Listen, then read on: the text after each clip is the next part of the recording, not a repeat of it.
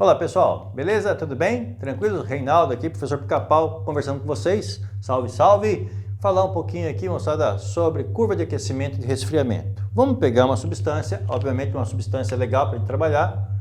Vamos trabalhar aqui com a água. Tranquilo, fácil trabalhar com ela. E eu tirei do freezer um cubo de gelo, perfeito? Esse cubo de gelo estava a menos 20 graus Celsius. Ele vai derreter de imediato? Não, né, galera? Não.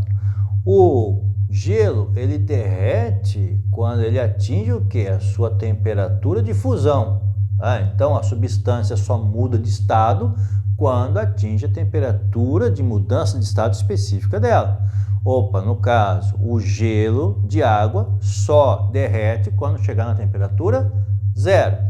Chega na temperatura zero, então, o que aconteceu? No nosso gráfico, ó, a temperatura subiu, o corpo teve que receber calor, né? O gelo recebeu uma quantidade de calor aqui. Essa quantidade de calor fez com que o gelo aquecesse até a sua temperatura de fusão e, se continuar recebendo calor, ele agora vai mudar de estado. Então, aqui vai passar por um processo de mudança de estado. Então, uma outra quantidade de calor. Então, ele passou por um processo Q1 de aquecimento, um processo Q2 aqui de mudança de estado. Aquecimento, que macete. Mudança de estado, que mole. Perfeito? As energias vão se somando aqui, ó. Usou-se uma quantidade de energia, soma-se essa quantidade de energia. Se eu continuar aquecendo, agora ele vai passar aqui o estado líquido, passando por um aquecimento, chegando até a temperatura de ebulição. Puxa, é lá para o valor lá, ó, 100 graus Celsius. 100. Perfeito, tá? Chegou na temperatura de ebulição da água. Perfeito. Nesse processo aqui, passou, olha lá, para um novo aquecimento. Que macete, aquecimento. Agora chegou a 100 graus Celsius, agora se continuar recebendo calor, muda de estado novamente. Vou ter aqui uma quarta etapa que mole, mudança de estado. Na mudança de estado não há variação de temperatura. Se terminar de aquecer, se terminar de ferver toda a água, se toda aquela água que existia ali vaporizar, opa, então agora essa água começa a sofrer o quê? Esse vapor começa a sofrer aquecimento. Então, uma quinta etapa aqui, mas agora é um que macete, é o vapor aquecendo. Nossa, eu posso ter vapor a 200 graus Celsius? Pode. Posso ter vapor a 500 graus Celsius? Pode. Então, posso ir aquecendo ainda mais o vapor. Então, eu tenho uma curva aqui, moçada, que a gente chama curva de aquecimento da água, né? Para a água. Existiria a possibilidade de fazer a curva de resfriamento, que seria igual, só que rebatida, né? Rebatida, que simétrica. Ora, você fala assim, e se eu tenho, por exemplo, eu tenho uma porção de água a 110 graus Celsius. A 110 graus Celsius. No caso, não é água, vapor. Eu tenho vapor a 110 graus Celsius. Se eu resfriar esse vapor, poxa, ao resfriá-lo, ele vai chegar até a temperatura de ebulição. Opa, se eu continuar resfriando, esse vapor vai se transformar em água líquida. Perfeito? Então, o resfriamento, tirando energia térmica, tirando calor, fazendo o corpo perder calor, ele vai passar do estado de vapor a 100 graus Celsius para água a 100 graus Celsius. Tá? Então, já passou por duas etapas aqui, ó. Tirei uma quantidade de calor aqui, Q1, depois tirei uma quantidade de calor, Q2. Se eu continuar tirando calor, pessoal, ele vai agora resfriar, chegando aqui numa etapa Q3, onde então ele vai chegar o quê? De água a 100 graus Celsius, vai resfriando, chegando até a água a 0 graus Celsius. E aí, se eu continuar tirando calor de água a 0 graus Celsius, ele vai passar para ser o quê? Gelo a 0 graus Celsius. Se novamente aqui, ó, quarta etapa, se eu continuar tirando o calor, agora de gelo, ele passa para o estado sólido, e esse sólido, quanto mais calor eu tirar, né, menor vai ser a temperatura que ele vai atingir. Por isso que eu coloquei aqui em módulo, moçada. Por quê? No aquecimento, as quantidades de calor vão ser positivas. No resfriamento, as quantidades de calor vão ser negativas. Beleza? Tá?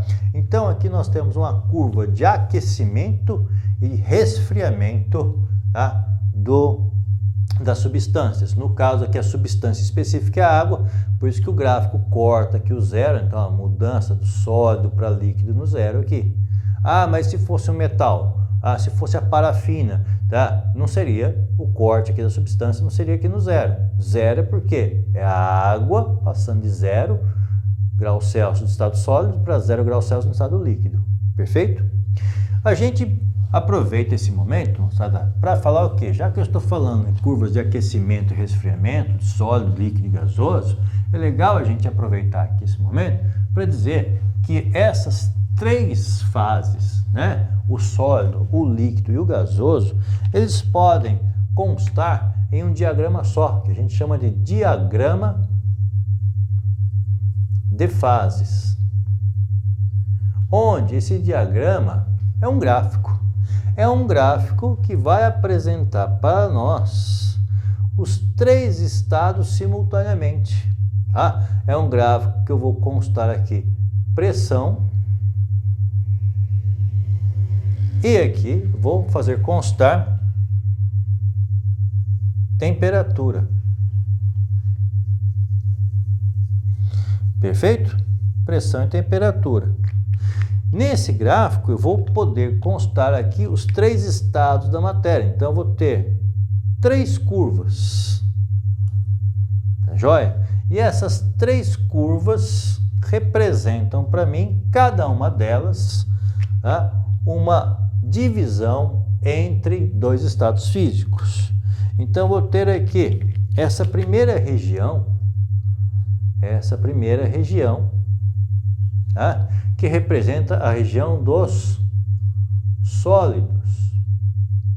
Tá ok? Então, quer dizer, qualquer substância que esteja com pressão nessa região, com temperatura nessa região, vai estar no estado sólido.